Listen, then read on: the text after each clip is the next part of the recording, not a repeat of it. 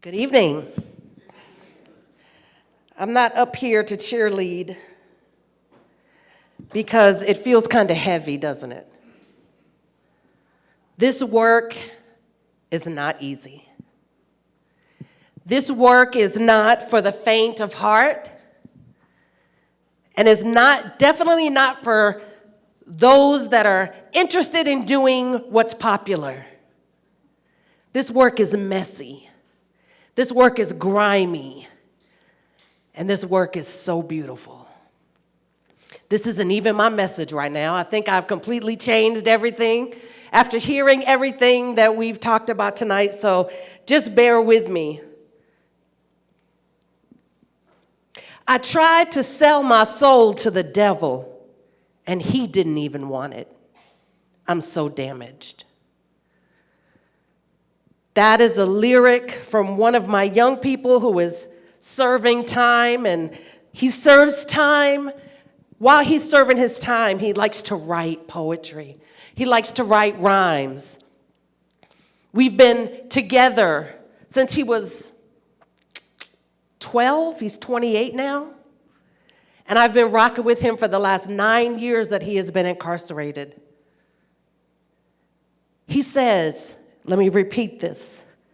I tried to sell my soul to the devil, and he didn't even want it. This is what our young people that are struggling today are facing. Before I get in a little deeper, let me just give you a little bit about my background and my story. So my name is Amy Williams. They call me the hope dealer to the dope dealer. So they sling dope and I sling hope. And my hope is found in Jesus. I can't help it. That's where my hope is found. And I have been doing this beautiful work of walking with young people in gangs and in the prison system for 29 years. I know I don't look that old. I look good. I know. I know I look good. I don't need validation. And so, been doing this work. And I don't even like to call it work because it's actually a lifestyle. And the way that it started for me, I was born and raised in Maine. Yes, there are a few black people in Maine, not a lot. Moved to North Carolina, and I've been in Chicago for the last 20 years. And I've done everything from being a youth pastor to reentry coordinator to just everything you name it, I've done that. But one day I stepped down as the youth pastor because I wanted to be in the street. I didn't want to be behind the doors of the church. And the church they weren't supporting what I was called to do. So I stepped down as a youth pastor, and I started praying, and I was like, okay, God, what do you want me to do now? And he was like, I need you to move into a gang neighborhood. Right. And so I know that when God tells y'all to do something, you do it right away. But I always got questions. So my first reaction was, you got jokes. That is funny. Because I am too fine to live in a gang neighborhood. I mean, they'll just ask me out on dates, and, I'll never be able to walk down the street without having to deal with all the drama. And God said to me, you know what? You ain't that fine. I'm like, you're right. I could lose about 10 pounds. He said 15. I said, dang, okay. That's how you feel. I'm still working on it. But how many of you know that sometimes it just takes one word and everything changes? And what the Lord said to me very clearly was, that's my neighborhood. I haven't abandoned them. And I'm not asking you to save them. I don't see any nails in your hands or your feet. But what I am asking you to do is to be a light in a kid's darkness. Through all of the pain, all of the fear, all of the abandonment, all of the hurt, I need you to be a light in a kid's darkness. This is actually Angel, the one who wrote the lyric. He's coming home next month.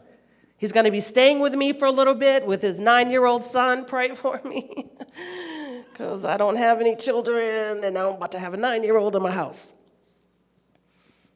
But that's what we do. That's what we do. Mentoring is a commitment.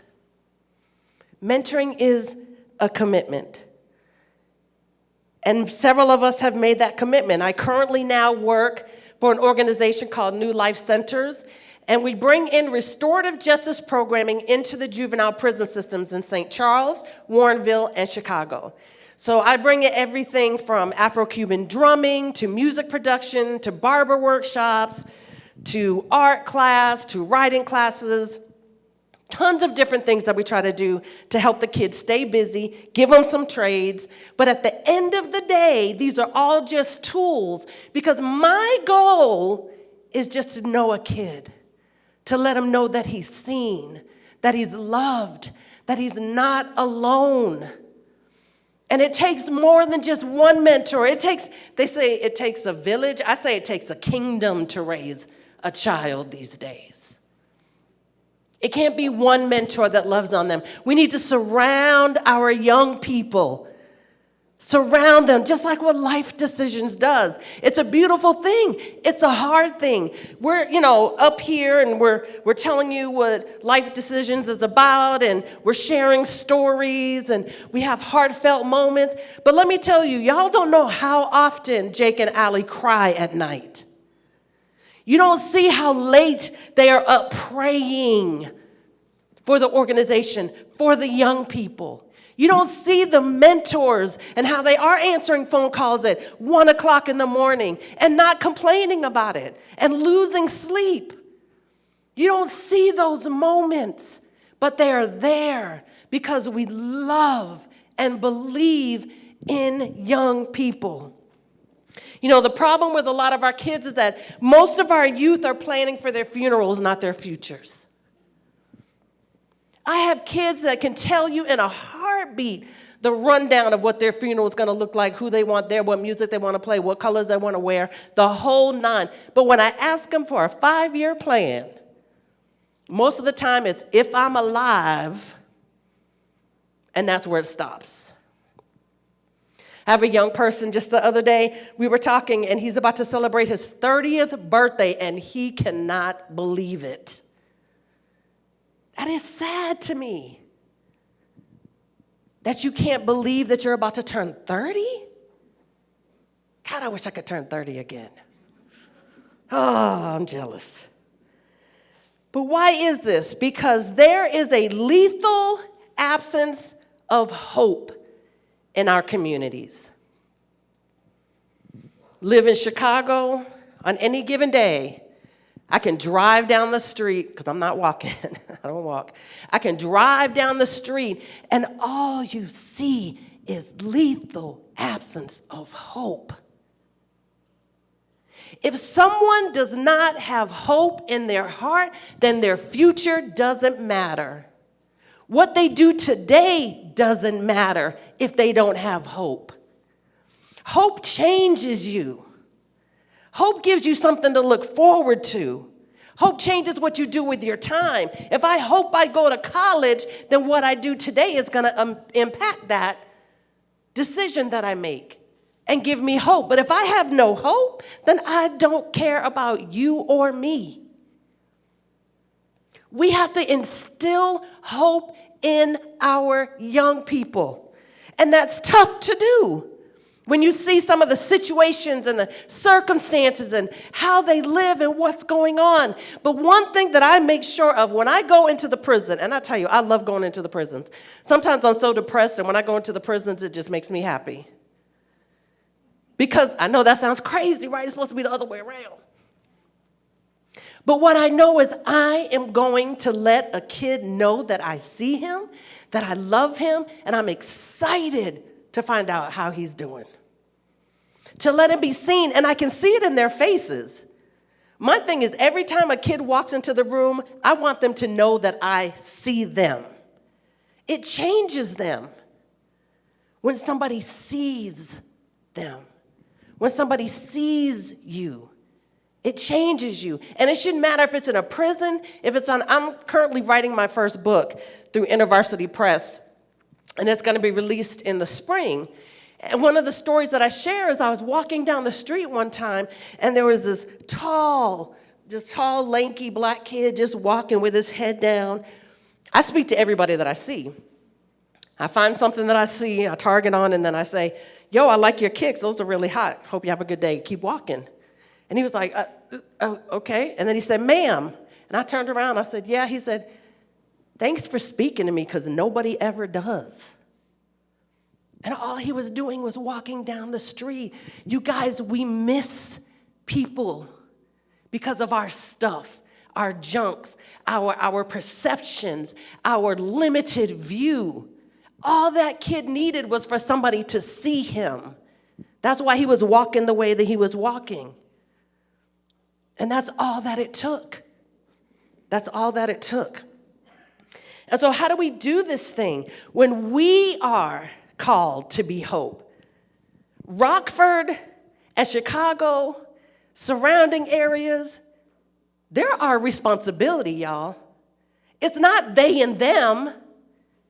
It's we and us. You have a responsibility to Rockford. I don't know what that responsibility is, but trust me, you have a responsibility, a calling, a reason. There's a reason why you're here. You just being here initially says, I care. I care about young people. I care about what's happening. I want to learn more. How can I do more? What can I do? And so I have a few pictures, and I want you to just tell me briefly what you see. And you can just say it out loud, okay? So the first picture, tell me what you see. Two people, and someone saw a vase or candlestick holder. Do you see it? You see the two faces and the candlestick holder. Okay? Tell me what you see here.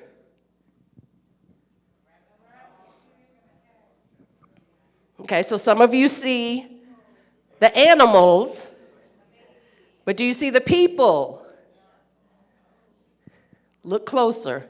Someone said they saw the baby in the middle one and the parents. Do you see them? What do you see here? Liar and a face. Y'all see it? See both the liar and the face. I love that one. It took me forever to see liar when I first saw this. And I have one more. What do you see?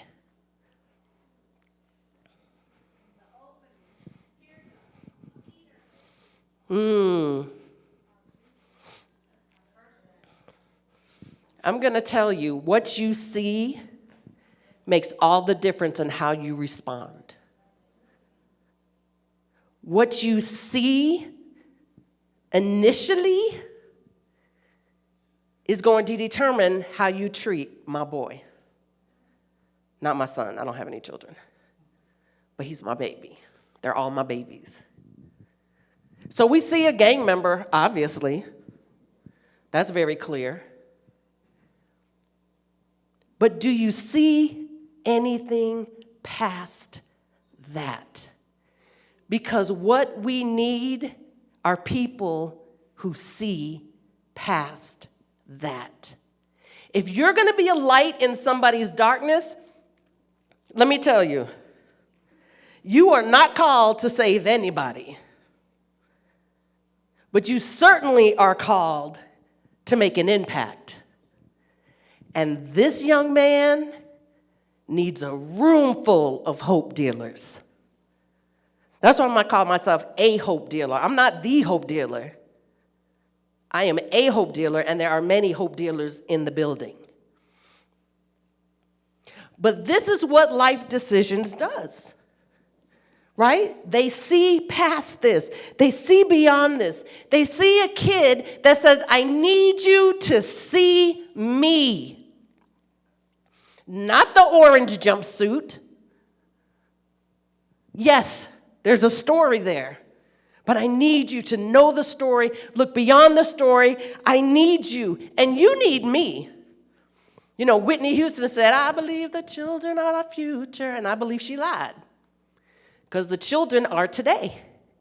They're not the future. We can't wait on the future for them. We need the kids today. They need us. It's not they and them, it's we and us.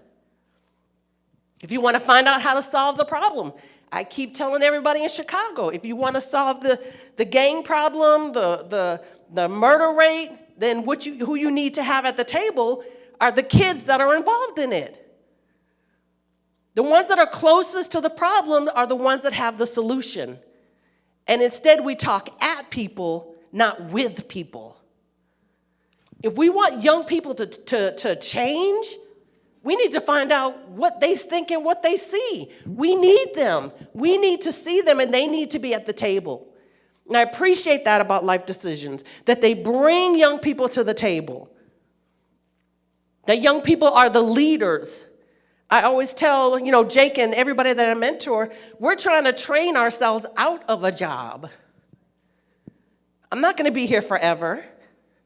Who am I training to be able to pick up the mantle and keep going? And it's going to be somebody that's younger than me.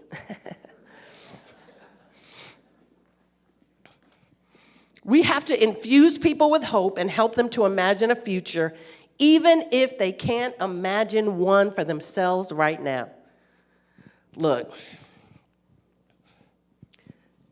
when it comes to my kids, the young people that I work with, are constantly going back into the system, constantly going back. I just had a kid who got clemency. 4 days later, he got arrested. The governor gave him clemency, and 4 days later, he got arrested with assault weapons. Another one, clemency, a month and a half later, he's back in. And I just found out another kid that just got out, just got back in again a week ago. And I cry about this. I cry about this a lot.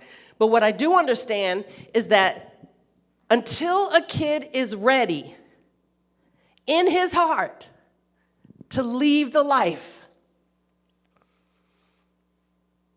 there's not much that can be done except being available when they are ready.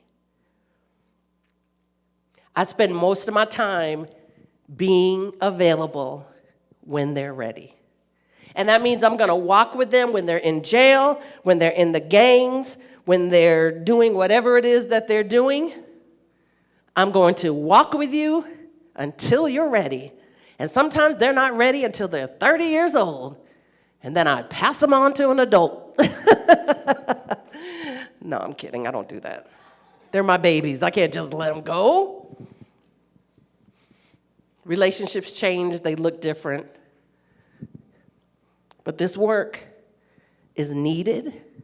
Organizations like Life Decisions is needed. And you are needed. I need 3 volunteers to come up here real quick. Any 3 that can walk. All right, come on up. All right. Jake, can you come up real quick? Yep, come on. I know I got 3, but I need you to hold my mic for me. Or get the things out. All right. Thank you for your willingness to come up here, and you have no idea what I'm going to do. He's scared. He should be. Okay. So I have an exercise that I need for the 3 of you to do. 1 ball, and each person gets one of the. And Jake, I want you to participate in this too. Okay. So let's go all the way over to this side. Yep. Come on over, Jake. All the way. All the way. All the way. And I want you to stand in a line. Okay, this way, facing the audience. Yeah. This way. Yep. Okay, come on up. Don't trip on the thing. Okay, so we are going to play a quick game, and what I need you to do is the ball is going to start here, and it's going to roll, and it needs to catch here, and it's going to keep going. So that means you need to come to this end and keep the ball going until we reach all the way to the other side. Okay? Do y'all need to talk about it? Do you understand? I'm going to move because I don't want you to trip. I mean, that would be funny, though. But, no, are we ready? Okay, I'm going to let you hold the ball. And you'll be the first one, and I want you to come all the way over here and keep going. And if you drop it, you have to start all over. Okay, ready? On your mark, get set, go. No, you can't hold it. You can't hold it like that. There's no holding it. There's no, we got to start over. We got to start over. Keep going, keep going. You can't hold it. The ball has to be rolling at all times.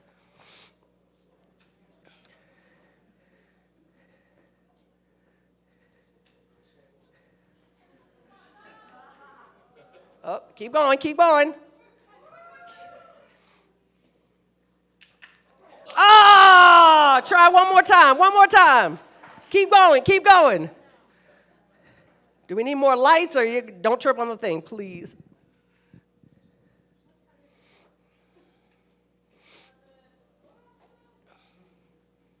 Got to keep going, keep the ball going at all times. The ball is rolling at all times.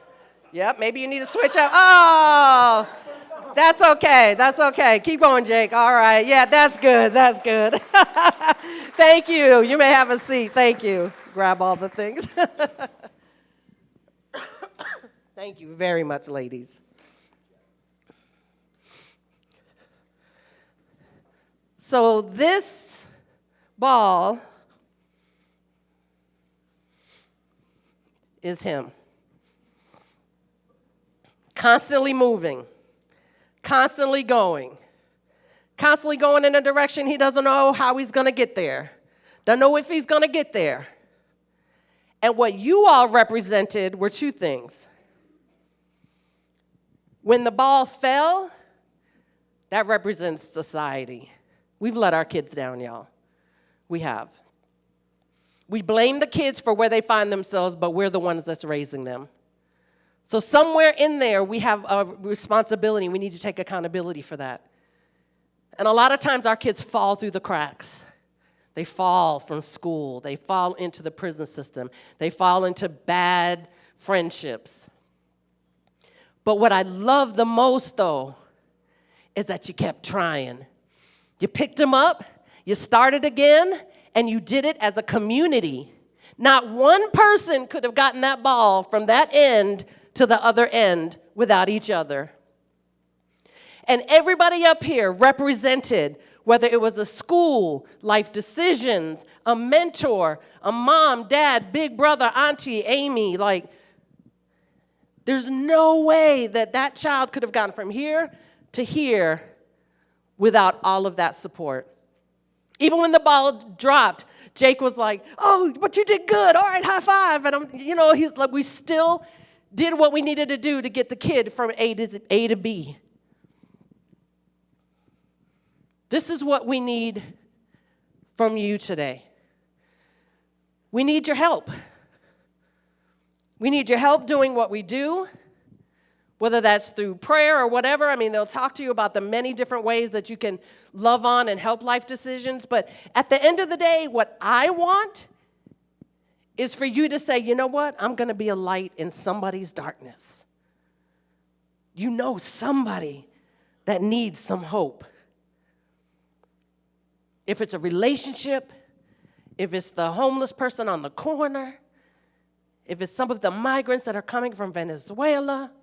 There are so many ways that you can be light in darkness. But trust me, you are going to be held accountable to be light in somebody's darkness. And it's not that hard. But we need to do it together. Together.